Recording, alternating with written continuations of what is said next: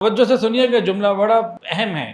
اگر مسلمانوں کی کامیابی کے اسباب اسلحہ، فوج، مال، دولت، مادی وسائل، ان سب چیزوں کی کثرت پر ہوتے، یہ اسباب مسلمانوں کی کامیابی کی واحد وجہ ہوتے، تو مسلمان تاریخ میں کبھی بھی کامیاب نہ ہوتا۔ اگر یہی اللہ کی طرف سے طے ہوتا، اگر یہی بات ہوتی تو آج تک تو مسلمان کے پاس کبھی زیادہ رہا ہی نہیں، تو گویا مسلمان کبھی فاتح ہو ہی نہیں سکتا تھا۔ 2 + 2 4 ہوتا نا، اسی طرح یہ بات ہے، مسلمان ہمیشہ تاریخ میں ناکام ہوتے اگر یہ والا ہم کوئی پیرامیٹر سیٹ کرتے ہیں تو۔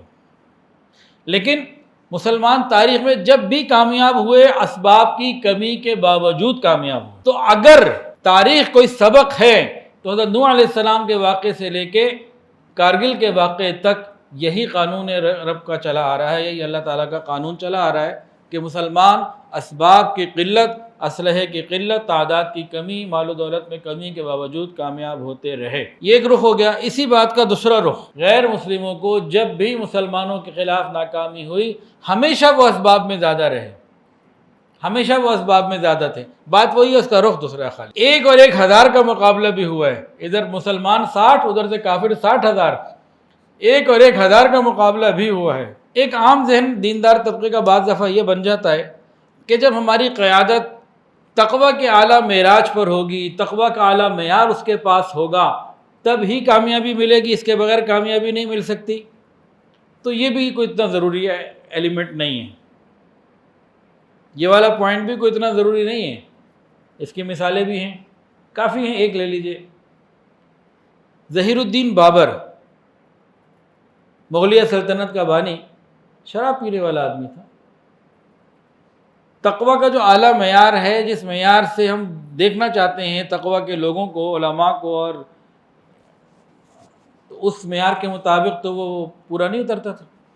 تقوی کی لائن سے اس کی کوئی خاص اہمیت نہیں ہے ظہیر الدین بابر کی، لیکن مسلمانوں کی تاریخ کی ایک عظیم شخصیت ہے۔ 20,000 لوگوں کو لے کر آیا، 3.5 لاکھ کا مقابلہ ہوا، ساروں کو شکست دی اور مغلیہ سلطنت کی بنیاد رکھی، مسلمانوں کو عروج ملا، ترقی ملی، اور ایک آگے سلسلہ بنا۔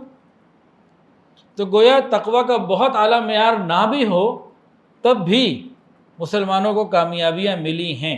تاریخ میں اور بھی اس کے واقعات موجود ہیں۔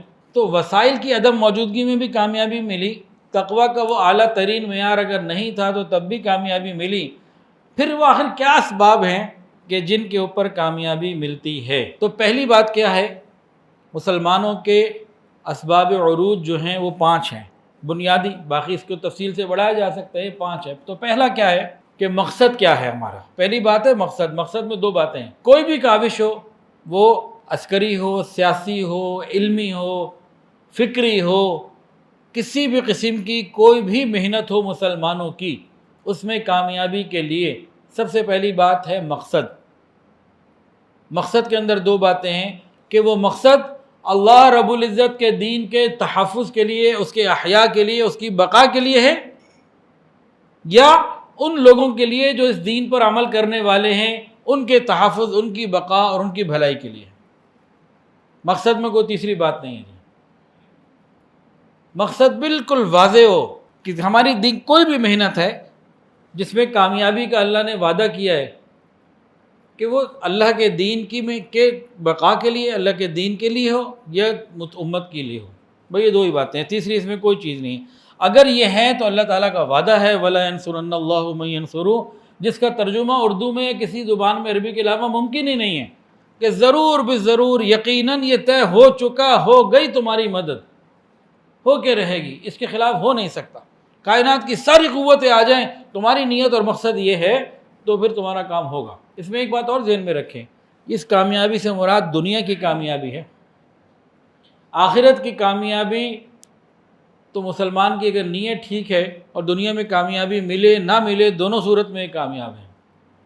آخرت کی کامیابی کے پیمانے الگ ہیں، وہ یہاں ذکر نہیں ہو رہے، یہاں دنیا کی کامیابی کی بات ہو رہی ہے۔ مسلمانوں کے عروج کا پہلا سبب مقصد، اور مقصد کی وضاحت ہو گئی، مقصد کو واضح ہو کرنا ہوگا۔ دوسری بات وحدت، ان ھذہ امتکم امۃ واحدہ، یہ امت واحدہ ہے اللہ کے نزدیک، وحدت ہونی چاہیے۔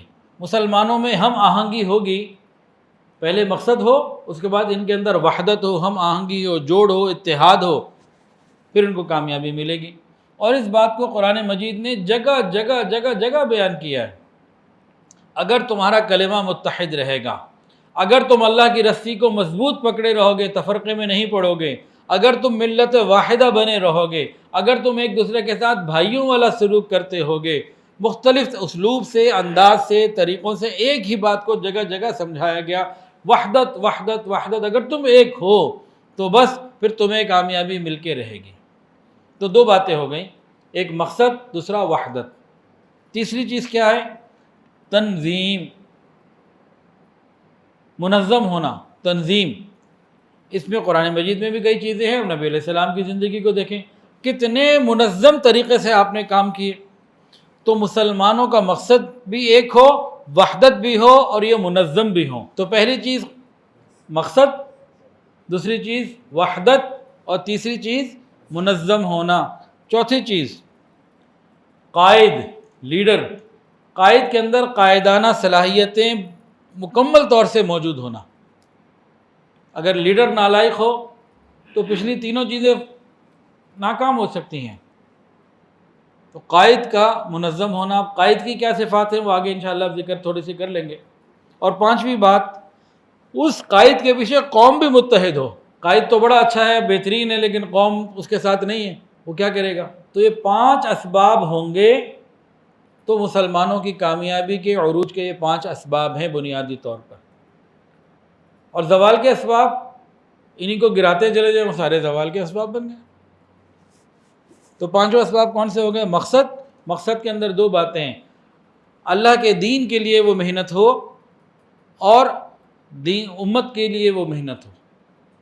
اس کے بعد کیا تھا؟ وحدت، تنظیم، قائد جس کے اندر پوری صلاحیتیں ہوں، اور قوم جو اس کے ساتھ متحد ہو۔ پھر یہ 5 چیزیں ہوتی ہیں تو آگے کام بنتا ہے۔ اللہ کی طرف سے کامیابی کے سارے وعدے ہیں، اور اگر اس میں سے کوئی چیز ٹوٹ جاتی ہے تو پھر معاملات بدل جاتے ہیں۔ ویڈیو کے نیچے سبسکرائب کے بٹن پہ کلک کریں، بیل کے آئیکن پہ کلک کیجئے تاکہ ہر نئی ویڈیو کی نوٹیفیکیشن آپ کو مل جائے۔